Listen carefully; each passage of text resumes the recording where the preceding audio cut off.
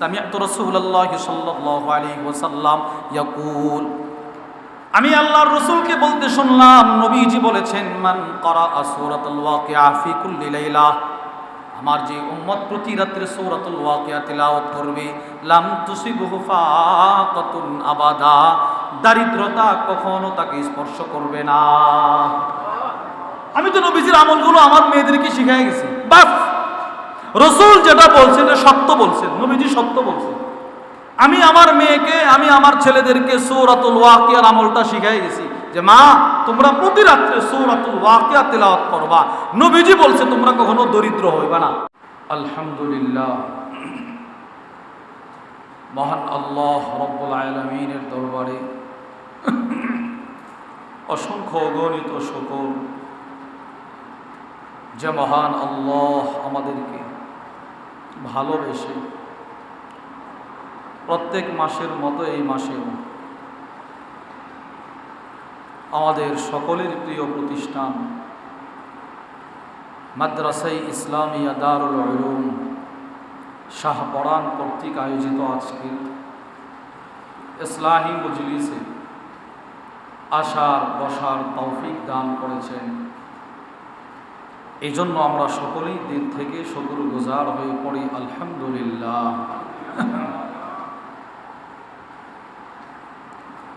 আল্লাহ রাব্বুল আলামিন আমাদেরকে নির্ধারিত নির্দিষ্ট এক হায়াত দিয়ে দুনিয়ায় পাঠিয়েছে। পৃথিবীর মধ্যে সবচাইতে দামি হলো হায়াত, পৃথিবীর মধ্যে সবচাইতে দামি হলো হায়াতের এক একটা শ্বাস নিঃশ্বাস।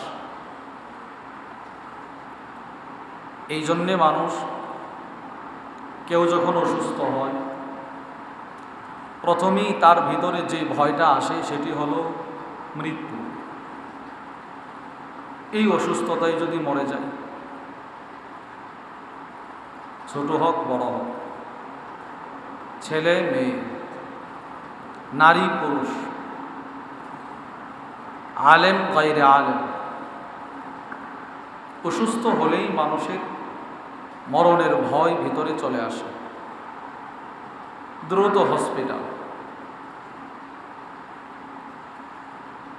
উপজেলা হসপিটালে যখন বলে সম্ভব না, তো সেই হায়াতকে বাঁচানোর জন্যে, আরও কিছুদিন দুনিয়াতে থাকার জন্যে জেলা স্বাস্থ্য কমপ্লেক্স, ওখানে যখন বলে সম্ভব না, যান সিলেট, যান চট্টগ্রাম, যান ঢাকা। এবার ঢাকা গেল, ঢাকা যাওয়ার পরে সাধারণ বেডে তারা শোয়ায় না, তাকে আইসিইউতে রাখতে হবে। প্রতিদিন বিল আসবে 50,000 টাকা। রাখেন কেন? ওই হায়াত, এই হায়াতকে বাঁচানোর জন্যে, হায়াতের জন্যে 50,000 টাকা প্রতিদিন খরচ করতেও তার দ্বিধাবোধ সে করে না। এবার লাইফ সাপোর্টে রাখতে হবে, প্রতিদিন 1 লক্ষ টাকা। রাখেন, 1 লক্ষ টাকার বিনিময়ে হলেও হায়াতটাকে ফিরায় রাখতে চায়। বলেন এটাই তো বাস্তব নাকি? এই কথাগুলোর দ্বারা কি বুঝলেন? মানুষের কাছে হায়াতের মূল্য অনেক বেশি, সময়ের মূল্য অনেক বেশি। এই অল্প সময় এক আশ্চর্য বিষয়, হায়াতটা একটা আজীব বস্তু। দুনিয়ার সব জিনিস যত বড় হয় ততই বড় হয়, ততই বাড়ে। ছোট্ট একটা গাছ এই জমিনে রাখছেন, একদম ছোট কয়েকটা পাতা। এই গাছ যত বড় হবে পাতা কি তত কমবে না বাড়বে? সবাই বলেন বাড়বে। ছোট একটা সুপারি গাছ দিলেন জমিনে, একদম ছোট একটা আম গাছ ছোট, যত বড় হবে তার ডালপালা তত বিস্তৃত হবে, ফল আসবে। কিন্তু আশ্চর্য বস্তু এক হায়াত, এটা যত বড় হয় তত কমে। বলেন হায়াত যত বড় হয় তত কি? আমার বয়স 30, আমার বয়স 40, আমার বয়স 50, কমছে না বাড়ছে? মানে আমি বললাম যে 50 বছর কি কমাইছি না বাড়াইছি? মূলত কি বাড়ছে না কমছে? রাসূলুল্লাহ সাল্লাল্লাহু আলাইহি ওয়াসাল্লাম ইরশাদ করেন, আমার উম্মতের হায়াত 60, 65, 70 এরকম হবে। তো যে লোকটার 50 বছর, তার তো 50 বছর বাড়ছে ঠিক আছে, কিন্তু মূলত তো হায়াত কমে গেছে। আর তো আছে 10 বছর, 30 বছর তো চলে গেছে, 30 বছর আর তো আছে 30 বছর। এটা একটা আশ্চর্য বস্তু। এটা যত বাড়ে তত কমে, হায়াত যত বাড়ে তত কমে। এই হায়াতের ভেতরে আমাকে জরিপ করতে হবে, আমাকে ফিকির করতে হবে। রব যে আমাকে আজ পর্যন্ত 40 বছরের হায়াত দিলেন, আজকেও যে আমি সূর্য দেখলাম। পৃথিবীতে অনেক মানুষ এমন ছিল যারা সূর্য উদিত হওয়াটা দেখেছে, কিন্তু সূর্য ডুবে যাওয়াটা দেখে যেতে পারে নাই। পৃথিবীতে এমন মানুষ ছিল যারা একই মুয়াজ্জিনের কণ্ঠে ফজরের আজান শুনেছে, জোহরের আজান শুনে যেতে পারে না। পৃথিবীতে এমন অনেক মানুষ ছিল যারা ঈদের জামা বানানোর জন্য কাপড় টেইলার্সের কাছে দিয়ে আসছে, ওই কাপড় আসার আগে কাপড়ের কাপড় চলে আসছে। ও আল্লাহ যে আমাকে 40 বছরের হায়াত দিলেন, ওই 40 বছরের ভেতরে হায়াতের মালিক যিনি, তাকে আমি কদ্দুর দিলাম, আর আমি আমার ব্যবসাকে কদ্দুর দিলাম। আল্লাহ রাব্বুল আলামিনকে কদ্দুর দিলাম, আর মসজিদে কদ্দুর দিলাম। নিজের জন্যই কদ্দুর খরচ করলাম, আর আল্লাহর জন্যই কদ্দুর খরচ করলাম। একটু জরিপ করা দরকার। রব আমার কাছে বেশি চায় নাই। রব বলছে, তুমি শুধু আমারে 5 ওয়াক্ত নামাজের সময়টা দিয়ে দাও, আমি লিখে নিব তুমি আমাকে পুরাটা দিন পুরাটা রাত দিয়ে দিছো। তুমি শুধু আমারে 5 ওয়াক্ত নামাজটা দিয়ে দাও।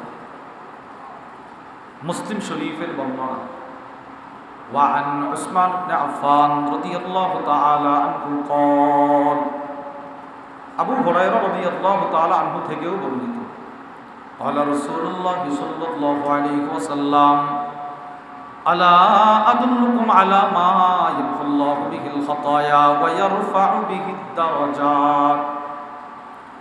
রাসূলুল্লাহ সাল্লাল্লাহু আলাইহি ওয়াসাল্লাম একদিন সাহাবাদের মজমায়ে এসে আরজ করলেন, ও সাহাবারা, আমি কি তোমাদেরকে এমন কতগুলো আমলের কথা বলে দিব যে আমলগুলো করলে আল্লাহ তোমাদের দুনিয়াতে গুনাহগুলোকে মিটিয়ে দিবেন, জান্নাতে তোমাদের মর্যাদা বাড়ায় দিবেন?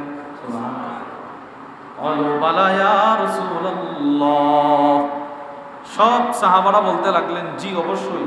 ওগো আল্লাহর নবী বলেন। আল্লাহর নবী বলেন, কাসরাতুল খুতা ইলাল মাসাজিদ, আমার যেই উম্মতের মসজিদের দিকে কদম যত বেশি হবে, তার গুনাহ আল্লাহ তত মাফ করবেন, তার জান্নাতের মর্যাদা আল্লাহ তত বাড়ায় দিবেন।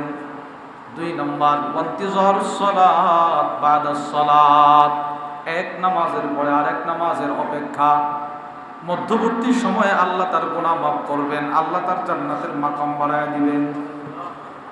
আমরা জোহরের নামাজ পড়ছি, যদি আল্লাহ তাআলা হায়াত বাড়ায় দেয়, হায়াত রাখেন, তো আসরও পড়ব ইনশাআল্লাহ। বলেন আসরও কি? এই যে একটা নিয়ত করছেন, এখন তো আপনি বসে আছেন, এখন আপনি জমিনে আছেন, ওই যে রবকে আসরটা দিবেন এই নিয়ত করছেন, ডান কাদের ফেরেশতা আসর পর্যন্ত নেকি লিখতেছে। তো আপনি তো দিছেন জোহরের 10 মিনিট, দিবেন আসরের 10 মিনিট, মাঝখানে 4.5 ঘন্টা রব বলবে যেন তুমি আমাকেই দিয়ে দিছো। দৃষ্টান্ত নাম্বার 2, وعن عثمان بن عفان رضي الله تعالى عنه قال, عثمان بن عفان থেকে বর্ণিত, قال رسول الله صلى الله عليه وسلم, আল্লাহর নবী বলেন, মান সাল্লাল ইশা ফি জামাআ, আমার যে উম্মত ইশারের নামাজ জামাতের সাথে আদায় করবে। বলেন কোন নামাজ? কিসের সাথে? জামাতের সাথে। তো আপনি তো এশারের নামাজটা জামাতের সাথে আদায় করলেন, এবার বলেন এশারের নামাজ জামাতের সাথে আদায় করলে আধা ঘন্টা সময় লাগে, 1 ঘন্টা লাগে, কয় মিনিট লাগে? 10 মিনিট। এরপরে 2 রাকাত সুন্নত পড়লেন, এরপরে আপনি 3 রাকাত ভিতর পড়লেন, আল্লাহর রাসূল বলেন, আপনি তো আল্লাহকে দিলেন উম্মত, তুমি তো দিলে আল্লাহকে 10-15 মিনিট, কিন্তু আমি রাসূল বলে দিলাম, রব যেন আমাকে বলে দিলেন ফাকা আন্নামা কামা নিসফাল লাইল, না তুমি আমাকে 15 মিনিট দাও নাই, তুমি অর্ধ রাত দাঁড়ায় যেন নামাজ পড়ার সময়টা আমাকে দিয়ে দিলে। যাও, তোমার ডান কাঁধের ফেরেশতা অর্ধ রাত দাঁড়িয়ে নামাজ পড়ার বরকত তোমাকে লিখে দিবে। ওয়ামান সাল্লাল ফাজর ফি জামাআ ফাকাআন্নামা কামা কুল্লাল লাইল। আল্লাহর রাসূল বলেন, এবার ওই উম্মত যদি ফজরের নামাজটাও জামাতের সাথে আদায় করে, যান আমি রাসূল বলে দিলাম, আল্লাহ বলেন যান আমি বলে দিলাম, আপনি আপনার উম্মতকে জানায় দেন সারাটা রাত দাঁড়ায় যেন নামাজ পড়া আমি আল্লাহকে সময়টা দিয়ে দিল। সুবহানাল্লাহ।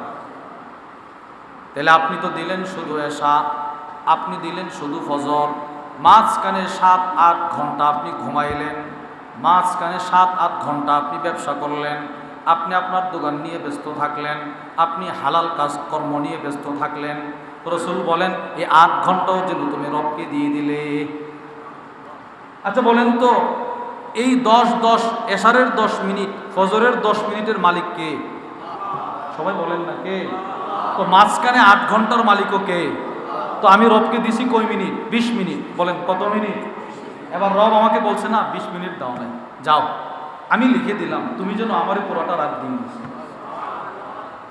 দুইটা হাদিস থেকে আমরা দৃষ্টান্ত শুনলাম। দৃষ্টান্ত নাম্বার 3, ওয়ান আবি দারদা রাদিয়াল্লাহু তাআলা আনহু قال, আবু দারদা রাদিয়াল্লাহু তাআলা আনহু থেকে বর্ণিত, তিনি বলেন قال رسول الله صلى الله عليه وسلم, আল্লাহর নবী বলেন, মান আতা ফিরাশাহু ওয়া হুয়া ইয়ানবি আন ইয়াকুমা ইউসাল্লি।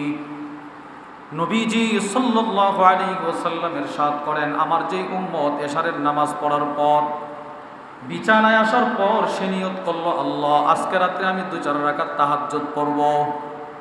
বলেন ইনশাআল্লাহ। এটা পাক্কা নিয়ত করেন, বলেন ইনশাআল্লাহ। ইনশাআল্লাহ, এটা একটা নিয়ত করছেন, দিল থেকে নিয়ত করছেন। এবার দেখেন, আপনি নিয়ত করছেন, আল্লাহ আমি আজকে রাত্রে ঘুম থেকে যদি জাগ্রত হইতে পারি, যান 8টা রাকাত তাহাজ্জুদ করে আপনাকে 20টা মিনিট দেব। আল্লাহ পুরা রাতই তো আপনার, পুরাটা রাত্রি তো আপনার, এরপরেও আমি আপনাকে আল্লাহ 10টা মিনিট দিব, 2 রাকাত তাহাজ্জুদ করব। আল্লাহর সাথে একটা চুক্তি করছেন। এবার নবীজি বলে, ফাগালাবাতুহু আইনা, ওই আমার ওই উম্মতের চোখে এতটাই ঘুম চলে আসছে যে ঘুমাইছে হাত্তা ইউসবিহা, ফজরের আজান হয়ে গেছে। বলেন ফজরের আজান হয়ে গেলে আর তাহাজ্জুদের সময় আছে? নাই। নিয়ত করছিল আল্লাহ তাহাজ্জুদটা পড়ব, ঘুমাই গেছে। এই ঘুমে ফজরের আজান তার কানে আসছে, তার ঘুম ভাঙছে। এবার সে হতাশ হয়ে গেল, হায় হায় রবকে তো বলছিলাম, রবকে দিতে পারি নাই। আল্লাহর নবী বলেন, কুতিবা লাহু মা নাওয়া, তুমি নিয়ত করেছিলে রবকে 10টা মিনিট তাহাজ্জুদের জন্য দিবা, কিন্তু তুমি দিতে পারো নাই। রব বলে এতে সমস্যা নাই, আমি লিখে নিয়েছি, তুমি আমাকে দিয়ে দিয়েছো। তুমি শুধুই মাত্র নিয়ত করেছো, তুমি যে কখনো 6 তাসবিহ ছাড়বা না, তুমি নিয়ত করেছো কখনো 3 তাসবিহ ছাড়বা না, তুমি নিয়ত করেছো আল্লাহ এখন থেকে যতবার মনে হয় ততবার আমি প্রত্যেক ফরজ নামাজের পরে 10 বার ছাড়বো না। আল্লাহ 33 বার 34 বার ছাড়বো না। সুবহানাল্লাহ সুবহানাল্লাহ সুবহানাল্লাহ সুবহানাল্লাহ সুবহানাল্লাহ সুবহানাল্লাহ সুবহানাল্লাহ সুবহানাল্লাহ সুবহানাল্লাহ সুবহানাল্লাহ আলহামদুলিল্লাহ আলহামদুলিল্লাহ আলহামদুলিল্লাহ আলহামদুলিল্লাহ আলহামদুলিল্লাহ আলহামদুলিল্লাহ আলহামদুলিল্লাহ আলহামদুলিল্লাহ আলহামদুলিল্লাহ আলহামদুলিল্লাহ আল্লাহু আকবার আল্লাহু আকবার আল্লাহু আকবার আল্লাহু আকবার আল্লাহু আকবার, আল্লাহু আকবার, আল্লাহু আকবার, আল্লাহু আকবার, আল্লাহু আকবার, আল্লাহু আকবার। এই হলো 30 বার। এই আজকে আমাদের জামিয়া রশিদিয়া ফেনীর হযরত ওয়ালা আল্লামা মুফতি শহীদুল্লাহ সাহেব হাফিজাহুল্লাহ, অনেক বড় বুজুর্গ। আমি হজরতের মাদ্রাসায় গিয়ে হুজুরের যে মাকতাবা, মাদ্রাসার যে মাকতাবা, ওখান থেকে হুজুরের সবগুলো কিতাব কিনে নিয়ে আসছিলাম। তো আজকে আসার সময় গাড়িতে বসে বসে হজরতের একটা ছোট্ট কিতাব ওটা মোতালা করছিলাম। ওটার মধ্যে হজরত এমন সুন্দর একটা কথা লিখছেন, এই তাসবিহাতের আমাল যার ভিতরে যত বেশি থাকবে, ওই লোকটা যখন ইন্তেকাল করবে তো তার কবরের সামনে দাঁড়ায় মানুষ তত বেশি ইসালে সওয়াব পৌঁছাবে। এটা আশ্চর্য কথা। এটা কিভাবে? হুজুর লিখছেন, দুনিয়াতে যার যত আমলের আগ্রহ যত বেশি থাকবে, মৃত্যুর পরে তার কবর দেখে তত বেশি বুজুর্গরা দাঁড়ায়া তার জন্য দোয়া করবে। সে দুনিয়াতে আমল ভুলে নাই, কেমন যেন সে কবরে গিয়েও আমলের মুখাপেক্ষী। আপনি বলেন, কোনো মানুষ যখন, কোনো ছাত্র বা কোনো দিনদার মানুষ যখন কোনো বুজুর্গের কবরের পাশ দিয়ে যায়, তখন বলেনি, বলে এটা বড় হুজুরের কবর, বলে না এটা অমুক আল্লাহর ওলির কবর, বুজুর্গের কবর, একটু দাঁড়ায় ইসালে সওয়াব করে। কেন? এটা নিশ্চিত সবচাইতে বেশি মানুষ আমাদের নবীজি সাল্লাল্লাহু আলাইহি সাল্লামের কবর জিয়ারত সবচেয়ে বেশি করে। মানে নবীজির রওজার সামনে মানুষ বেশি দাঁড়ায়, দাঁড়ায় কাঁদে, দোয়া করে, করে না? কেন? রসুলের জিন্দেগিতে সমস্ত আমল সবচাইতে বেশি ছিল। পা ফুলায় ফেলছে, পা ফুলায় ফেলছে। হুজুর সাল্লাল্লাহু আলাইহি ওয়াসাল্লাম যেমন আমলের ফজিলত বর্ণনা করেছেন, ঠিক ওই রকম নবীজি নিজেও আমল করেছেন। সুবহানাল্লাহ বলেন। হুজুর সাল্লাল্লাহু আলাইহি ওয়াসাল্লামের কাছ থেকে সাহাবারা শুনেছেন, ঠিক ওই রকম আমলও করেছেন। যেমন একটা হাদিস নবীজি বলেন, তিরমিজি শরীফের বর্ণনা, ওয়া আন আনাস ইবনে মালিক রাদিয়াল্লাহু তাআলা আনহু قال, আনাস ইবনে মালিক রাদিয়াল্লাহু তাআলা আনহু থেকে বর্ণিত, قال النبي صلى الله عليه وسلم, আল্লাহর রাসূল বলেন, মান সাল্লাল ফজর ফি জামাআ, যে ব্যক্তি ফজরের নামাজ জামাতের সাথে আদায় করলো। কোন নামাজ? কিসের সাথে? সুম্মা ক্বাদা, রাসূল বলেন অতঃপর সে তার নামাজের জায়গায়, আপন জায়গায় বসা। হাত্তা ইয়াযকুরুল্লাহ হাত্তা তাতলুআশ শামস, নবীজি বলেন সুম্মা ক্বাদা ইয়াযকুরুল্লাহ হাত্তা তাতলুআশ শামস, সূর্য উদিত হওয়ার আগ পর্যন্ত সে তার আপন জায়গায় বসে বসে তাসবিহ পড়ল। সুবহানাল্লাহ, সুবহানাল্লাহ, সুবহানাল্লাহ, সুবহানাল্লাহ, আলহামদুলিল্লাহ, আলহামদুলিল্লাহ, আলহামদুলিল্লাহ, আল্লাহু আকবার, আল্লাহু আকবার, আল্লাহু আকবার, আল্লাহু আকবার, লা হাওলা ওয়ালা কুওয়াতা ইল্লা বিল্লাহ, লা হাওলা ওয়ালা কুওয়াতা ইল্লা বিল্লাহ। এই তাসবিহ পড়ল, অথবা ফজরের নামাজ জামাতের সাথে আদায় করার পর আল্লাহর কোরআনটা খুলে খুলে সে আল্লাহর কোরআন তিলাওয়াত করল। এবার কতক্ষণ পর্যন্ত করল? নবীজি বলেন সূর্য উদিত হওয়ার আগ পর্যন্ত তিলাওয়াত করল। সুম্মা সাল্লা রাকাতাইন, অতঃপর সে যদি 2 রাকাত নামাজ পড়ে, আল্লাহর নবী বলেন তার জন্য একটা হজ, একটা উমরার পরিপূর্ণ পরিপূর্ণ পরিপূর্ণ সওয়াব। সুবহানাল্লাহ। আচ্ছা, এই হাদিসটা বর্ণনা করছেন কে? নবীজি। বলেন কে করছেন?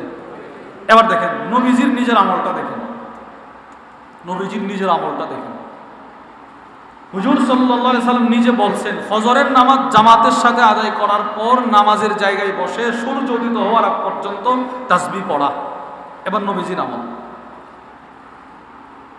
মুসলিম শরীফের বর্ণনা, ওয়া আন সিমাক ইবনে হারবিন রাহিমাহুল্লাহু তাআলা আনহু قال, হযরত সিমাক ইবনে হারব থেকে বর্ণিত, তিনি বলেন قلت لجابر بن سمرة আমি হযরত জাবির ইবনে সামরাহ রাদিয়াল্লাহু তাআলা আনহুকে প্রশ্ন করলাম আকুনতা তুজালিস রাসূলুল্লাহ সাল্লাল্লাহু আলাইহি ওয়াসাল্লাম আমি জাবিরকে বললাম হে জাবির তুমি কি নবীজির সাথে কখনো ফজরের নামাজের পরে বসেছো এই জাবির তুমি কি নবীজির সাথে কখনো ফজরের পরে বসছো মসজিদে সাহাবীরে প্রশ্ন করছে এবার সাহাবী জবাব দেয় ক্বালা নাম কাসীরা আরে মিয়া তুমি এটা কি বললা একবার দুইবার নয় বহুবার আমি নবীজির সাথে ফজরের পরে মসজিদে বসেছি সুবহানাল্লাহ আচ্ছা জাবির তুমি যদি রাসূলের সাথে ফজরের পরে মসজিদে বসে থাকো তাহলে আমাকে একটু বলো ফজরের নামাজ পড়ার পর নবীজির আমল কি ছিল এবার হযরত জাবির কি বলে জানেন وكان رسول الله صلى الله عليه وسلم لا يقوم من مصلى الذي يصلي فيه الصبح হযরত জাবির বলেন আল্লাহর রাসূল যেখানে ফজরের নামাজ পড়তেন যেই জায়গায় ওই জায়গায় বসে থাকতেন বসে বসে তাসবিহ পড়তেন সুবহানাল্লাহ বসে তাসবিহ পড়তেন হাত্তা তাতলু আশ-শামস সূর্য উদিত হওয়ার আগ পর্যন্ত তাহলে নবীজি আমলের ফজিলত বলতেন নিজেও আমল করতেন রাসূল বললেন সূর্য উদিত হওয়ার আগ পর্যন্ত তাসবিহ পড়ো অনেক সওয়াব নবীজি নিজেও করছেন এবার রাসূলের কাছ থেকে সাহাবারা শিখা সাহাবারাও করতেন সাহাবারাও ফজর পর্যন্ত কোনো জায়গা থেকে উঠতেন না এমনকি কোনো সাহাবী অসুস্থ বাড়িতে নামাজ পড়ছে বাড়িতে অসুস্থতার কারণে যাইতে পারে নাই অথবা কোনো কারণে যাইতে পারে নাই ঘরে নামাজ পড়ছে বাস ঘরের জাই নামাজে বসে নিজের মেয়েরে বলতো আম্মু আমি তাসবিহ পড়তে থাকি তুমি দেখো সূর্য ওঠে কিনা সুবহানাল্লাহ মেয়েরে নিযুক্ত করছে সূর্য উঠলে আমারে বলবা আমি যেন নবীজির হাদিস অনুযায়ী আমলটা করতে পারি হায়াত তো কম কখন মারা যায় বলতে পারি না তো একটু আমল যেন নবীজির কথা অনুযায়ী করতে পারি দৃষ্টান্ত মুসলিম শরীফের বর্ণনা وعن أبي وائل رحمه الله تعالى عنه قال غدونا على عبد الله بن مسعود يوما بعدما صلينا الغداء হযরত আবু ওয়াইল বলেন আমি আমার এলাকার মসজিদের মুসল্লিদেরকে নিয়ে ফজরের নামাজ পড়ার পর আব্দুল্লাহ ইবনে মাসউদের বাড়িতে গেলাম কোন নামাজ পড়ার পর সবাই বলেন কোন নামাজ কার বাড়িতে গেছে আব্দুল্লাহ ইবনে মাসউদ রাদিয়াল্লাহু তাআলা আনহু অনেক বড় সাহাবী এত বড় সাহাবী ইমাম শামসুদ্দিন যাহাবী রাহিমাহুল্লাহ যার ব্যাপারে লেখেন আব্দুল্লাহ ইবনে মাসউদ বলেন মা নাযালাত আয়াতুন ফি কিতাবিল্লাহি আযজা ওয়া জাল্লা ইল্লা ওয়া আনা আ'লাম ফিমা নাযালাত ওয়া আইনা নাযালাত আল্লাহর কসম আল্লাহর কোরআনের সবগুলো আয়াত তখন কোথায় কিভাবে কেন নাজিল হয়েছে সব আমি আব্দুল্লাহর মুখস্থ আছে এত বড় সাহাবী অনেক ছোট মানুষ ছিলেন বয়স ছিল কিন্তু মানুষটা ছিল খাটো এরকম সাধারণত একজন আরবের মানুষ জমিনে আসন পেতে বসলে যতটুকু উঁচু উনারে দেখা যায় উনি এরকম উঁচু ছিলেন এর লম্বা না খাটো ছিল খাটো ওনার বাড়িতে গেছে আবু ওয়াইল বলে ফাসাল্লামনা বিল বাব আমরা আব্দুল্লাহ ইবনে মাসউদের দরজার সামনে দাঁড়ায় সালাম দিলাম সালাম অনুমতি নেওয়ার জন্য সালাম দেওয়া হুট করে মানুষের ঘরে ঢুকতে হয় এও আবার ফজরের পরে মানুষের রুমে ঢুকতে হলে আগে সালাম দেওয়া এতে করে বুঝবে উনি আসে না নাই তো ওনারা সালাম দিছেন ওয়াকাদ উযিনা লানা আমাদেরকে অনুমতি দেওয়া হলো এরপরেও ফামাকাসনা বিল বাবি হুনাইয়া আমরা অল্প কিছু সময় ওনার দরজার সামনে দাঁড়িয়েছিলাম অনুমতি দেওয়ার পরেও আমরা ঢুকি না বুঝেন খুব গুরুত্বপূর্ণ একটা মাসালা এখানে অনুমতি দেওয়ার পরেও আমরা কি করতেছি না বলেন না ঢুকতেছি না আরে সালাম দিছি উনি সালামের জবাব দিছে এর মানে আমাদেরকে অনুমতি দিছে আসেন আমরা দাঁড়ায় রয়েছি ফাখারাজাতিল জারিয়া ওনার ছোট্ট একটা মেয়ে আমাদের সামনে দৌড়ায় আসলো ফাকালাত এসে বলল আলা তাদখুলুন আপনারা ঢোকেন না কেন এই মেহমানগণ আপনারা প্রবেশ করেন না কেন আব্বু না আপনাদেরকে অনুমতি দিছে ফাদাখালনা অতঃপর আমরা সকলে প্রবেশ করলাম তাহলে সালাম দেওয়ার পর অনুমতি দেওয়ার পরেও ঢোকে নাই ঘর থেকে ছোট্ট একটা বাচ্চা এসে বলল ঢোকেন না কেন, আব্বু না অনুমতি দিয়েছে, এরপরে ঢুকছি। এখন শুনেন, ওনারা গেছিল কোন নামাজের পরে? বলেন কোন নামাজের পরে? এবার ওনারা বলেন ফাদাখালনা, আমরা ওনার ঘরে ঢুইকা দেখি ফাইদা হুয়া জালিসুন ইউসাব্বিহ, আমরা গিয়ে দেখি উনি ওনার ঘরে যাই নামাজ বিছিয়ে তাসবিহ পড়তেছেন। সুবহানাল্লাহ সুবহানাল্লাহ সুবহানাল্লাহ সুবহানাল্লাহ সুবহানাল্লাহ সুবহানাল্লাহ সুবহানাল্লাহ সুবহানাল্লাহ আলহামদুলিল্লাহ আলহামদুলিল্লাহ আলহামদুলিল্লাহ আলহামদুলিল্লাহ আলহামদুলিল্লাহ আল্লাহু আকবার আল্লাহু আকবার আল্লাহু আকবার আল্লাহু আকবার। এই তাসবিহ পড়তেছেন, এই তাসবিহ পড়তেছেন, কিবলামুখী হয়ে তাসবিহ পড়তেছেন, তাসবিহ পড়তেছেন। ওনারা ঢুইকা দাঁড়ায় রইছে। এবার আব্দুল্লাহ ইবনে মাসউদ ওনাদেরকে প্রশ্ন করলেন, মা মানাআকুম আন তাদখুলু ওয়া ক্বাদ উযিনা লাকুম, এই মিয়ারা, তোমাদেরকে অনুমতি দেওয়ার পর তোমরা কেন দাঁড়িয়েছিলে? তোমাদেরকে ঢুকতে কোন জিনিস বাধা দিয়েছিল? সালাম দিছো, সালামের জবাব দিলাম, অনুমতি দিলাম, এরপরে কেন দেরি করলা? এবার আগন্তুক যারা, এরা কি বলে জানেন? ও নবী সাহাবী, আমাদেরকে ক্ষমা সুন্দর দৃষ্টিতে দেখবেন। কেন? জানান্না আন্না ইল্লা আন্না জানান্না, আমরা ধারণা করছি, আন্না আহলা বাইত ইবনে উম্মে আব, আমরা মনে করছি আপনার পরিবারের লোকজন এখন ঘুমন্ত ঘুমন্ত, মহিলারা ঘুমায় রয়েছে, মেয়েরা ঘুমায় আছে। আমাদের যে অবস্থা আর কি, আমাদের এখন যে অবস্থা, স্বামী ফজরের নামাজ পড়ে এসে দেখি বিবি ঘুমাইতেছে, মেয়ে ঘুমাইতেছে, ছেলে ঘুমাইতেছে, স্বামী শুধু নিজের নামাজটা নিজে পড়ে আসছে। এটা আমাদের চিত্র, এই জমানা এরকম হয় না? হইতেছে তো।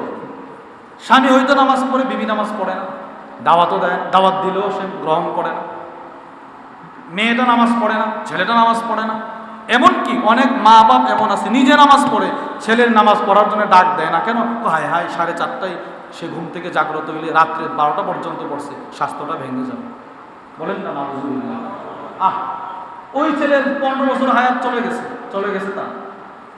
মেয়েটার 20 বছরের হায়াত চলে গেছে। বাপ মা নিজের থেকে এই হায়াতের গুরুত্ব তারে শেখাইতেছে না, নামাজের অভ্যাস তারা করাইতেছে না। তার কেরিয়ার, ভবিষ্যৎ উজ্জ্বল করতে হবে। তো ওনারা এই ধারণা থেকে বলতেছে, ওগো আব্দুল্লাহ ইবনে মাসউদ, আমরা মনে করেছি আপনার পরিবারের মেয়েরা এখানে ঘুমায় আছে কিনা, আপনি অনুমতি দিচ্ছেন, এরপরে তো ওনারা ওইটা যদি একটু দেরি হবে, আমরা হুট করে ঢুকে গেলে কাকে কোন হালতে দেখতে পাই, এজন্য আমরা একটু দেরিতে ঢুকছি আর কি। এবার নবীজি সাল্লাল্লাহু আলাইহি ওয়াসাল্লামের সাহাবী আব্দুল্লাহ ইবনে মাসউদ রাগ হয়ে গেছে, চোখ লাল হয়ে গেছে।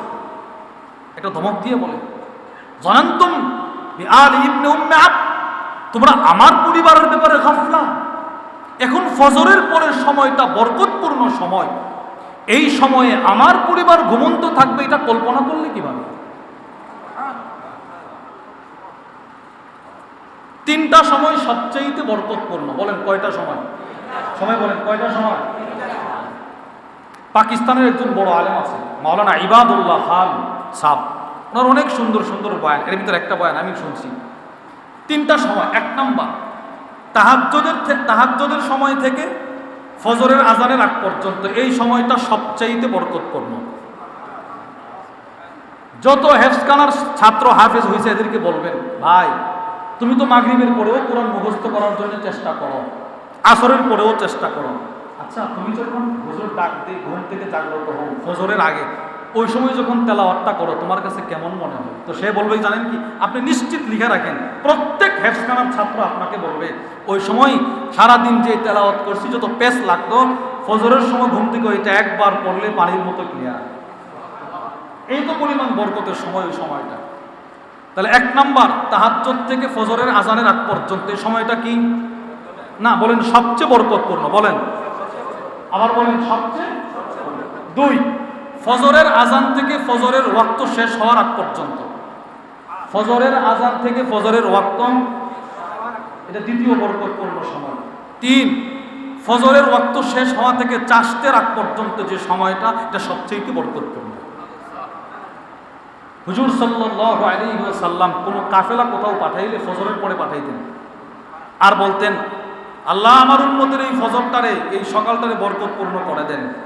নবীজি দোয়া করছে। এক সাহাবী, উনি জীবনে যত ব্যবসা করছে, উনি ফজরের পরে রওনা দিতেন, ফজরের পরে সব করতেন। উনি যদি কোনো ফজরের পরে কোনো মাটির ব্যবসাও করছেন, ওই মাটিটাও স্বর্ণ হয়ে যেত, এই পরিমাণ লাভবান হয়েছে। তো সকল মানুষ গিয়ে আব্দুল্লাহ ইবনে মাসউদকে বলতেছে, আমরা মনে করছি আপনার পরিবারের সবাই ঘুমাই রয়েছে কিনা, বাপ মেয়েরা মহিলারা, তো তোমরা এই ধারণা করলে কিভাবে আমার মেয়েরা আমার বাচ্চারা এখন ঘুমিয়ে থাকবে? কেন এই কথা তিনি বললেন? হুজুর সাল্লাল্লাহু আলাইহি ওয়াসাল্লামের যত আমাল নবীজি বর্ণনা করছেন, সমস্ত আমল সব সাহাবা ইকরাম নিজেরাও করছেন, নিজেদের সন্তানদেরকেও একদম কাগজে কলমে শিখাই দিয়েছেন। এর মধ্যে উনি অন্যতম একজন সাহাবী, এই আব্দুল্লাহ ইবনে মাসউদ। নবীজির যতটা আমল, প্রত্যেকটা আমাল তিনি নিজেও করতেন, সন্তানদেরকে করাইতেন। ওনার ঘরে রুটিন ছিল, এই ফজর থেকে এই পর্যন্ত তেলাওয়াত, এই থেকে এই পর্যন্ত তাসবিহ, এই থেকে এই পর্যন্ত খাবার দাবার, এরপরে আবার এই কাজ, এরপরে এই কাজ, ইবাদত এই। বলেছেন কেমনে বলছেন? একটা দৃষ্টান্ত শোনেন। সূরাতুল ওয়াকিআহ বলেন, এটা পরিচিত সূরা না আমাদের? এই সূরার ব্যাখ্যায় তাফসীর ইবনে কাসীরের মধ্যে এসেছে, মারিদ আব্দুল্লাহ ইবনে মাসউদ, এই সাহাবী আব্দুল্লাহ ইবনে মাসউদ অসুস্থ হয়ে গেছেন। কোন অসুস্থতা? যে অসুস্থতায় তিনি দুনিয়া ছেড়ে চলে গেছেন, ইন্তেকাল করছেন। ওই অসুস্থতায় যখন তিনি বিছানায় পড়লেন, ফাআদাহু উসমান ইবনে আফফান, হযরত উসমান ইবনে আফফান ওনাকে রোগী দেখার আমল করার জন্য আসলেন। অসুস্থ তো রোগী দেখার নিয়তে আসছে। অসুস্থ মানুষকে দেখতে যাওয়া, এটাকে বলা হয় ইয়াদাতুল মারিদ, রোগী দেখার আমল। রোগী দেখার আমল, কেউ যদি কোনো অসুস্থ ব্যক্তিকে দেখতে যায়, তিরমিজির বর্ণনা, নাদা মুনাদ, একজন ফেরেশতা আকাশ থেকে ঘোষণা করে, তিবিতা, যে রোগী দেখতে গেল তাকে বলে, তোমার কপাল অনেক ভালো, তুমি রোগী দেখতে আসো নাই, ওয়াতাবাওয়াতা মিনাল জান্নাতি মানজিলা, তুমি রোগী দেখতে আইসা তো জান্নাতে নিজের ঘর বানায় ফেলছো। অনেক দামি একটা আমল এই রোগী দেখার আমল। ওই সাহাবারা আমল যে করে অভ্যস্ত।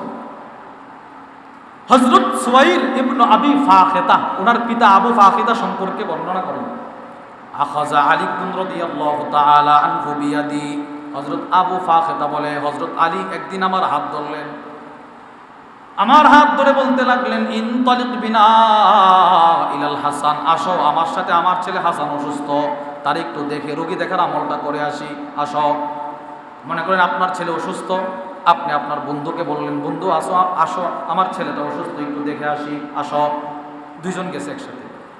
এবার দুজন, হযরত আলী রাদিয়াল্লাহু তাআলা, আবু ফাখিতা, দুজন সন্তানের কাছে যাওয়ার পর, ফাওয়াজাদনা আবা মুসা আল আশআরিয়া, গিয়ে দেখে হযরত হাসান রাদিয়াল্লাহু তাআলা আনহুর মাতার কাছে বসা হযরত আবু মুসা আশআরি। মানে দুজন গিয়ে দেখে আরো আগের থেকে আরেকজন সাহাবী আয়েশা ওনার ছেলের দেখার জন্য বসে আছে। এবার হযরত আলী রাদিয়াল্লাহু তাআলা আনহু সাহাবী আবু মুসা আশআরিকে প্রশ্ন করলেন। আবু মুসা আশআরি অনেক বড় দামি সাহাবী, উনি এমন একজন সাহাবী যার কণ্ঠে কোরআন তেলাওয়াত শোনার জন্য স্বয়ং নবীজি অপেক্ষা করতেন।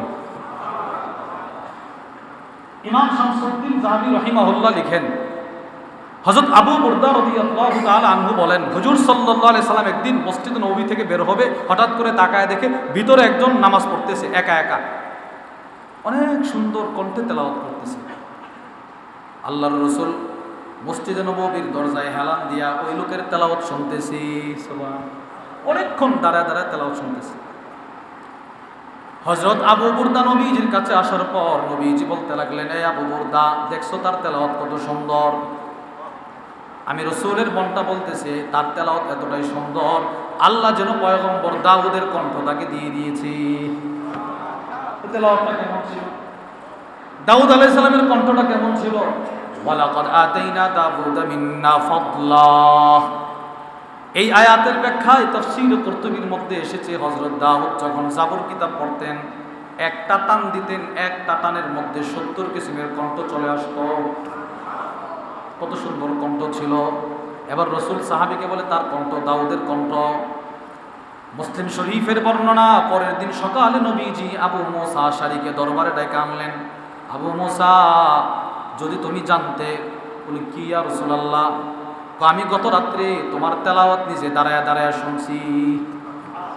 এই সাহাবী আবু মুসা, এই ওনাকে গিয়ে পাইলেন হাসান রাদিয়াল্লাহু তাআলা মাথার কাছে বসে আছেন, রোগী দেখতেছেন। হযরত আলী প্রশ্ন করলেন, আজি ইতায়া আবা মুসা আইদান আম যায়রা, হে আবু মুসা, আমার ছেলেকে তুমি রোগী দেখার নিয়তে আসছো নাকি এমনিতে আসছিলা এসে দেখো অসুস্থ? রোগী দেখার নিয়তে আসছিলা নাকি এমনি আসছিলা এসে দেখছো অসুস্থ? কোনা আইদা, আমি বাড়ির থেকে রোগী দেখার নিয়ত করে আসছি। আমি জানি আপনার ছেলে অসুস্থ, রোগী দেখার নিয়তের আমলটা করে আমি এখানে আসছি। হযরত আলী রাদিয়াল্লাহু তাআলা এবার বললেন, আবু মুসা শোনো, তোমার কপাল অনেক ভালো।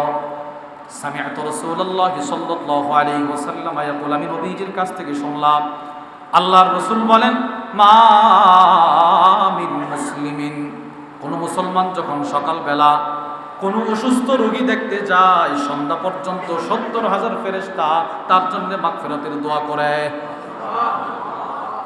বলেন ইনশাআল্লাহ, দেখবো তো ইনশাআল্লাহ। আমাদের হযরত ওয়ালা হাকিমুন নফস আরিফ বিল্লাহ আল্লামা মুফতি মুশতাকুন নবী কাসিমি হাফিজাহুল্লাহ, হুজুর একবার অসুস্থ হয়ে ঢাকা হসপিটালে ভর্তি। আমরা যারা হুজুরের বয়ান খুব বেশি শুনি, দেখবেন হুজুর বয়ানের মধ্যে উস্তাদদের কথা খুব আজমতের সাথে ব্যক্ত করে। এর ভিতরে হুজুরের একজন উস্তাদ আছেন, এখনো জীবিত আছেন, আল্লামা হারুন আল মাদানী হাফিজাহুল্লাহ। হুজুরের এই উস্তাদের নাম যতবার সামনে আসে হুজুর কিন্তু বলে আমার সবচেয়ে প্রিয় উস্তাদ। তো হুজুর বলেন, আমি যখন ঢাকায় অসুস্থ হয়ে ভর্তি হসপিটালে, আমার এই উস্তাদ লক্ষ্মীপুর থেকে শুধুই মাত্র রোগী দেখার আমলটা, এই সুন্নতটা পালন করার জন্য ঢাকা চলে গেছে আমার দেখার জন্য। হুজুর নিজে বলছে যে আমারে দেখছে, দেখা বলতেছে আমি শুধু লক্ষ্মীপুর থেকে ঢাকায় অন্য কোনো কাজ নিয়ে আসি নাই, শুধু আপনাকে দেখার নিয়তে আসছি, যেন আজকের আশাটা আমার ইয়াদাতুল মারিদের আমল হয়ে যায়। আবার লক্ষ্মীপুর চলে আসে। আমরাও কিন্তু যাই, মনে করেন ঢাকা অনেকগুলো কাজ একসাথে হাতে নিয়ে গেলাম, এই রোগী দেখার আমলটাও করে আসে, কিন্তু না, শুনল আমাল হায়াতের প্রতিটা সেকেন্ডে রসুলের আমল দ্বারা নিজেরা রঙিন করছে। তাহলে ওই উসমান ইবনে আফফান, আব্দুল্লাহ ইবনে মাসউদ অসুস্থ, ওনারে দেখার জন্য ওনার বাড়িতে গেছে। আব্দুল্লাহ ইবনে মাসউদ অসুস্থ।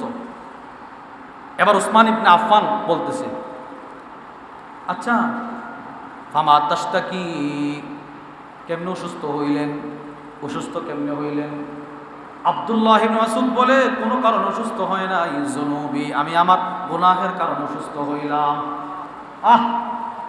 নবীজির সাহাবী, এত বড় সাহাবী, তিনি বলতেছে আমি ঠান্ডার কারণে অসুস্থ হয় নাই, বৃষ্টিতে ভেজার কারণে অসুস্থ হয় নাই, আমি আমার গুনাহের কারণে অসুস্থ হইলাম।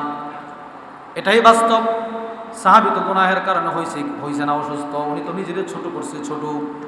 বাদ বাকি তাফসীর রুহুল বায়ানের মধ্যে এসেছে, আল কোরআন ইয়াদুল্লুকুম আলা দাইকুম ওয়া দাওয়াইকুম, কোরআন তোমাদের অসুস্থতার বর্ণনা দিয়ে দিল, তোমাদের চিকিৎসার কথাও বলে দিছে। এবার অসুস্থতা কি? তাফসীর রুহুল বায়ানের মধ্যে এসেছে, আম্মা দাউকুম ফাযুনুবুকুম, আমাদের অসুস্থতা হয় আমাদের গুনাহের কারণে, আমি অসুস্থ হই আমার গুনাহের কারণে। ওয়া আম্মা দাওয়াউকুম ফাল ইস্তিগফার, আর সেই অসুস্থতার ওষুধ হলো ইস্তিগফার। আস্তাগফিরুল্লাহ আস্তাগফিরুল্লাহ আস্তাগফিরুল্লাহ আস্তাগফিরুল্লাহ আস্তাগফিরুল্লাহ আস্তাগফিরুল্লাহ আস্তাগফিরুল্লাহ আস্তাগফিরুল্লাহ। উসমান ইবনে আফফান প্রশ্ন করে, অসুস্থ কেমনে হইলেন? যুনুবি, আমি আমার গুনাহের কারণে অসুস্থ। এবার উসমান ইবনে আফফান বলেন, আমি কি আপনার জন্য, আচ্ছা পামা তাশতাহি, কি মনে চাইতেছে কিছু নিয়ে আসবো? কনা এই মুহূর্তে রহমাতাম মির রব্বি, আমার রবের রহমত আমার বড় প্রয়োজন। সুবহানাল্লাহ, আমি অসুস্থ, এই মুহূর্তে দুনিয়ার কিছু আমার চাহিদা নাই, আমার রবের রহমতটা আমার এখন চাওয়া পাওয়া।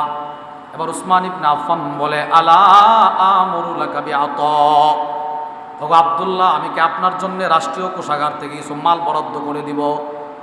আব্দুল্লাহ ইবনে মাসউদ বলে, লা হাজাত লি, আমার কোনো প্রয়োজন নাই। কোনো মালামাল আমার প্রয়োজন নাই। সুবহানাল্লাহ। আরে অসুস্থ কেমনে হইলেন? গুনাহের কারণ। কি মনে চাইতেছে? আল্লাহর রহমত। আচ্ছা আমি কি আপনার জন্য কিছু রাষ্ট্রীয় মালামাল দিয়ে দিই, কিছু অর্থ করে দিয়ে দিই, কিছু খাইবেন, নিজের পরিবারের কাজে লাগবে। আব্দুল্লাহ ইবনে মাসউদ বলেন, লা হাজাত লি, আমার কোনো প্রয়োজন নাই, না দরকার নাই। তো উসমান ইবনে আফফান একটু ভালোবাসা বলতেছে আর কি, যে আপনার তো প্রয়োজন নাই, আপনি তো চলে যাবেন জান্নাতে। ইয়াকুলু লি বানাতিকা মিন বাদিক, আপনার পরে আপনার সন্তানদের জন্য বড় উপকার হবে। আমি এখন কিছু মাল দিয়ে দিলে এগুলো আপনার তো দরকার নাই, আপনার ছেলে মেয়েগুলো আছে না, বাচ্চাগুলো, এদের প্রয়োজনে আসবে, কাজে আসবে, দিয়ে দিই কিছু। উনি ধমক মারছেন। বিছানায় শোয়া, উনি বলেন, আপনি কি বললেন? আতাখশা আলা বানাতি আল ফাকর, হে উসমান ইবনে আফফান, আপনি আমার মেয়েদের ব্যাপারে দারিদ্রতার ভয় দেখাচ্ছেন আমাকে? সুবহানাল্লাহ। মানে আমার মৃত্যুর পরে এরা অসহায় হয়ে যাবে, এদেরকে আপনার এই রাষ্ট্রীয় কোষাগারের মাল দিয়ে লালন পালন করতে হবে, আপনি এদের ব্যাপারে দারিদ্রতার ভয় করছেন? আমি তো করছি না। কেন? ইন্নী আমারতু বানাতি আইয়াকরাআনা কুল্লা লাইলাতিন সূরাতুল ওয়াকিআ, আমি আমার প্রত্যেকটা মেয়েকে প্রতি রাত্রি সূরাতুল ওয়াকিয়া তেলাওয়াত করার আদেশ করে গিয়েছি। কেন? ফা ইন্নী সামি'তু রাসূলুল্লাহি সাল্লাল্লাহু আলাইহি ওয়াসাল্লাম ইয়াকুল, আমি আল্লাহর রাসূলকে বলতে শুনলাম, নবীজি বলেছেন, মান ক্বারাআ সূরাতুল ওয়াকিয়া ফি কুল্লি লাইলা, আমার যে উম্মত প্রতি রাত্রে সূরাতুল ওয়াকিয়া তিলাওয়াত করবে, লাম তুসিবহু ফাকাতুন আবাদা, দারিদ্রতা কখনো তাকে স্পর্শ করবে না। আমি তো নবীজির আমলগুলো আমার মেয়েদেরকে শিখাই গেছি, বাস রাসূল যেটা বলছেন সত্য বলছেন, নবীজি সত্য বলছেন। আমি আমার মেয়েকে, আমি আমার ছেলেদেরকে সূরাতুল ওয়াকিয়ার আমলটা শিখাই গেছি, যে মা তোমরা প্রতি রাত্রে সূরাতুল ওয়াকিয়া তেলাওয়াত করবা, নবীজি বলছে তোমরা কখনো দরিদ্র হইবা না। আমাদের মেয়েদেরকে দারিদ্রতার ভয় দেখাচ্ছেন। এই সেই আব্দুল্লাহ ইবনে মাসউদ দেখেন, ওই ওনারে গিয়ে বলতেছে যে আমরা তো আসলে আপনার ঘরে ঢুকতে কুণ্ঠাবোধ করতেছি, যে আবার কেউ ঘুমায় আছে কিনা, কোনো মেয়ে কোন হালতে আছে আমরা ঢুকে গেলে।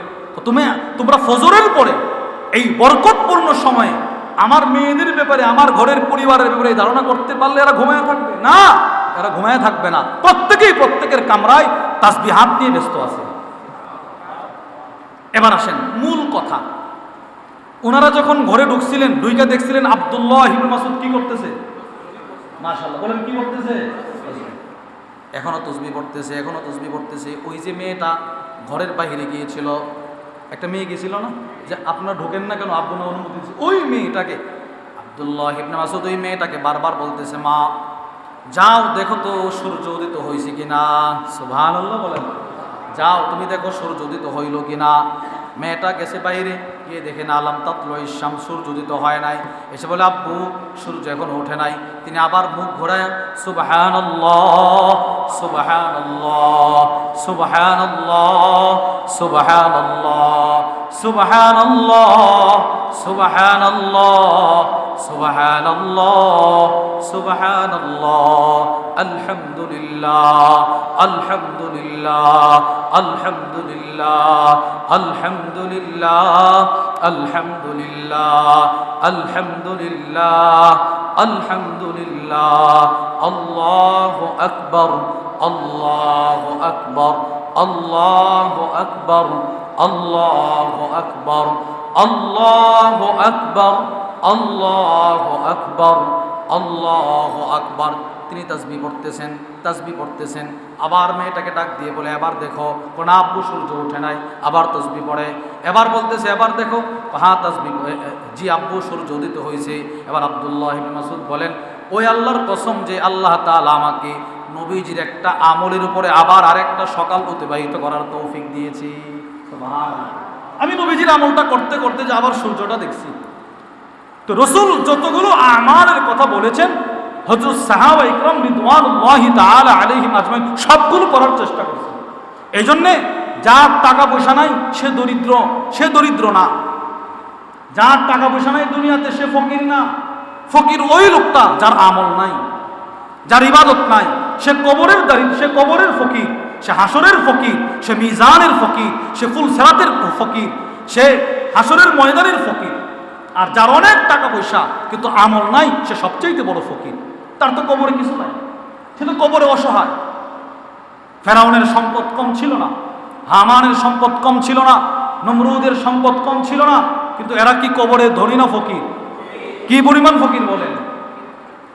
এবার হযরত বেলাল রাদিয়াল্লাহু তাআলা আনহুর কি পরিমাণ সম্পদ ছিল? কিছুই ছিল না। আব্দুল্লাহ ইবনে মাসউদের কি পরিমাণ সম্পদ ছিল? কিছুই ছিল না। হযরত আবু হুরায়রা রাদিয়াল্লাহু তাআলা আনহু কিছুই ছিল না, খাবার ছিল না, খাবার রাস্তায় পড়ে থাকতো, মানুষ মনে করতো অসুস্থ, অসুস্থ মনে করতো, কিছুই ছিল না। কিন্তু এরা কবরের ধনী, এরা মিজানের ধনী, এদের চাইতে বড় ধনী রাসূলের পরে আর কেউ নাই, কেউ নাই। এই জন্যে বলেন, যার টাকা পয়সা আছে সে ধনী নয়। সে কি নয়? যার 20 কানি জমি আছে সে কি নয়? ধনী নয়। যার 5টা সন্তান লন্ডন, কানাডা, আমেরিকায়, সে কি নয়? ধনী নয়। সে ফকির যদি তার আমল না থাকে। প্রত্যেক সাহাবী আমালওয়ালা ছিল, মালওয়ালা ছিল না। কি ওয়ালা ছিল না বলেন? কি ওয়ালা ছিল? আমলওয়ালা ছিল প্রত্যেক সাহাবী।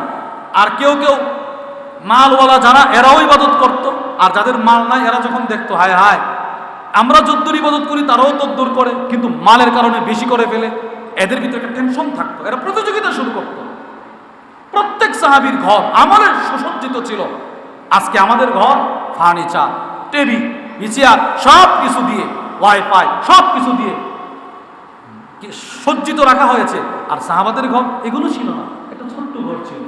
আমলে পুরাটা ঘর আবাদ ছিল। ছেলে কোরআন পড়তো, মেয়ে কোরআন পড়তো, আব্বা কোরআন পড়তো, আম্মা কোরআন পড়তো, গোলাম কোরআন পড়তো, বাদী কোরআন পড়তো। আর আমাদের একজন নামাজ পড়লে বাকি 17 জন ঘুম। ঘর মুর্দা মুর্দা হয়ে গেছে। এই ঘরকে জাগ্রত করতে হবে। এই ঘরের প্রত্যেকটা সদস্যকে আপনাকেই দাওয়াত দিতে হবে। আপনার মেয়েকে অন্য কেউ এসে জাহান্নামের আগুন থেকে বাঁচাবে, আপনাকেই বাঁচাতে হবে। আপনার ছেলেকে আপনাকেই বাঁচাতে হবে, আপনার স্ত্রীকে আপনাকেই বাঁচাতে হবে। নামাজের গুরুত্ব তাকে আপনাকেই বোঝাতে হবে। ঘরের মধ্যে রাখেন ফাজাইলে সাদাকা, রাখেন ফাজাইলে আমাল, রাখেন আমাদের হযরত ওয়ালার 6টা কিতাব আছে, ওই কিতাবগুলো রাখেন। নিজের মেয়েরে দেন যে তুই তোর ক্লাসের বইয়ের ফাঁকে ফাঁকে এই কিতাবগুলো পড়বি। দেখবেন অটোমেটিক ওই মেয়েটা, ওই ছেলেটার ভিতরে একটা দ্বীনের পরিবর্তন চলে আসবে। আস্তে আস্তে ধীরে ধীরে এই আল্লাহ ভোলা মানুষটা আল্লাহ প্রেমিক হয়ে যাবে। সাহাবা ইকরামের মধ্যে গরিব সাহাবী যারা, এরা নবীজির কাছে গেছে। বুখারীর বর্ণনা, গিয়ে বলে ইয়া রাসূলুল্লাহ সাল্লাল্লাহু আলাইহি সাল্লাম, ওগো আল্লাহর নবী, কি আমরা যে এরকম নামাজ পড়ি, বড় লোকরাও নামাজ পড়ে, নামাজের ক্ষেত্রে তো সমান সমান। ইয়াসুমুন কামা নাসুম, আমরা যেমন রোজা রাখি এরাও রোজা রাখে, সমান সমান। আমরা যদ্দুর কি বলে আপনার হজ সামর্থ্য থাকলে হজ করি, এরাও সামর্থ্য থাকলে এরাও এমনি হজ করতে পারে। না, আমরা হজ করতে পারি না, এরা হজ করতে পারে। কেন? এদের সম্পদ আছে। আমরা সদকা করতে পারি না, এরা সদকা করতে পারে। কেন? এদের সম্পদ আছে। ইয়া রাসূলুল্লাহ, নামাজ তো সমান সমান, রোজা তো সমান সমান, হজ তো সমান সমান না, সদকা তো সমান সমান না, যাকাত তো দিতে পারি না, তো আমরা কি করব? হুজুর সাল্লাল্লাহু আলাইহি সাল্লাম বলেন, আচ্ছা আমি কি তোমাদেরকে এমন কতগুলো আমলের কথা বলে দিব যে আমলগুলো করার দ্বারা বড় লোকদের সমান সমান তোমাদের ইবাদত হয়ে যাবে? সুবহানাল্লাহ। সব সাহাবারা বলে জি ইয়া রাসূলুল্লাহ বলেন। নবীজি বলে, শোনো, প্রত্যেক ফরজ নামাজের পরে 33 বার পড়বা সুবহানাল্লাহ। কয়বার পড়েন? আমরা ফরজ নামাজের পরে যেই তাসবিহটা পড়ি এটাকে বলা হয় তাসবিহুল ফুকারা। এই অসহায় সাহাবাদের জামাত নবী রাসূলকে গিয়ে প্রশ্ন করছিলেন। এই প্রশ্নের জবাবে নবীজি এই তাসবিহগুলো এদেরকে দিয়েছিলেন।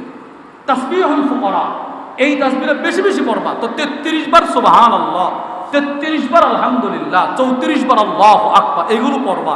আমি রাসূল বলে দিলাম, যদি তোমরা ইন আখালতুম আদরাকতুম মান সাবাকাকুম, যারা তোমাদের আগে চলে গেছে টাকা পয়সার মাধ্যমে, দান সৎকার মাধ্যমে, এই তাসবিহগুলো তোমাদেরকে তাদের সমপর্যায়ে পৌঁছে দিবে। দেখেন আমলের একটা প্রতিযোগিতা। এক সাহাবী অসুস্থ, এক মহিলা সাহাবী উনি বৃদ্ধ বয়সে দুর্বল হয়ে গেছে। নবীরে বলে, ইয়া রাসূলুল্লাহ, আমি তো এখন আগের মতো ইবাদত করতে পারি না, আমল করতে পারি না, হায়াত তো চলে যাইতেছে, এখন তো হায়াতের শেষ সময়, আমার এমন কতগুলো আমলের কথা বলে দিন আমি যেন বসে বসে ইবাদতগুলো করতে পারি। নবীজি বলে, তুমি 100 বার পড়বা সুবহানাল্লাহ, 100 বার পড়বা আলহামদুলিল্লাহ, 100 বার পড়বা আল্লাহু আকবার। 100 বার যদি সুবহানাল্লাহ পড়ো, 100 উট আল্লাহর রাস্তায় সদকা করার সওয়াব। দেখেন, হায়াতকে কাজে লাগানো, নিজের সময়কে কাজে লাগানো, আপনি ব্যবসায়ী, হ্যাঁ আপনি চাকরি করেন, ব্যবসা করেন, ব্যবসার ফাঁকে ফাঁকে তাসবিহ পড়েন, নামাজ ঠিক রাখেন, তাসবিহ পড়েন, তো ওই ব্যবসাটার মাধ্যমেও আপনি দুনিয়াও কামাই করলেন, আখিরাতও কামাই করলেন। আখিরাতটা কেমন কামাই হবে? যেই ব্যবসায়ী তার ব্যবসার ফাঁকে ফাঁকে তাসবিহ পড়বে, রাসূল বলেন ওই ব্যবসায়ী হাসরের ময়দানে আমার কাছাকাছি থাকবে না, আমার সাথে জান্নাতে থাকবে। তো ব্যবসার ফাঁকে ফাঁকেও তাসবিহ পড়া যায় না, যায় না? বলেন, এই আমলগুলো করা যায় কি যায় না? যায়। এজন্য ভাই, সংক্ষিপ্ত এক হায়াত দিয়ে আল্লাহ আপনাকে দুনিয়ায় পাঠাইছে, চলে গেছে, যদ্দূর গেছে তো গেছে, কমে গেছে হায়াত, এটা চলে গেছে তো কমে গেছে, এই হায়াত চলে গেছে তো কি হয়ে গেছে? কমে গেছে। যত বাড়তেছে তত কমতেছে। নিজের জিন্দগিকে নিয়ে জরিপ করা যে আমি এই গত সপ্তাহ গতকালকে শুক্রবার গেল, তো আগের শুক্রবার থেকে এই শুক্রবার পর্যন্ত এই যে 8টা দিন, এই 8 দিনে কতটা সময় আমি আল্লাহকে দিছি, আর কতটা সময় নিজের ব্যবসাকে দিলাম, আর কতটা সময় অযথা কাজে ব্যয় করলাম, একটু জরিপ করা দরকার। আমার প্রত্যেকটা সেকেন্ডের হিসাব হবে, আমার হায়াতের প্রতিটা সেকেন্ডের হিসাব কেউ না দিয়ে আল্লাহর সামনে থেকে এক পা কদম সামনে অগ্রসর করতে পারবে না। প্রতিটা হায়াতের প্রতিটা সেকেন্ডের হিসাব হবে, প্রত্যেকটা সেকেন্ডের হিসাব হবে, আমি আমার হায়াতটা কোন কাজে ব্যয় করছি। এই জন্য আপনাদেরকে বলছি, শুধু নামাজ ঠিক রাখেন, নামাজ আর তাসবিহাতগুলো নিজের সাথে একদম মিলায় নেন, অভ্যাস করেন, বাস। এবার আপনি দুনিয়ার যত কাজ করেন না কেন, আপনার পুরোটা সময় ধরে রব লিখে দিবেন তুমি আমাকেই দিয়ে দিছো। করবেন তো নিজের কাজ, রব বলবেন না সে আমাকে দিছে। এই জন্যে নিজের সময়টাকে হুজুর সাল্লাল্লাহু আলাইহি ওয়াসাল্লাম, আল্লাহর বিধান, নবীজির তরিকা, রাসূলের বাতানো আমলের মাধ্যমে সুসজ্জিত করার চেষ্টা করব তো ইনশাআল্লাহ। বলেন ইনশাআল্লাহ। আল্লাহ আমাদের সকলকে মৃত্যু পর্যন্ত যতগুলো আমাল আল্লাহ রাসূল দিয়েছেন ওইগুলো করার তৌফিক দান করেন, এবং আল্লাহ ওয়ালাদের সহবতে যাওয়ার তৌফিক দান করেন, গিয়ে এগুলো শেখার মেহনত করার তৌফিক দান করেন ইনশাআল্লাহ। আসরের নামাজ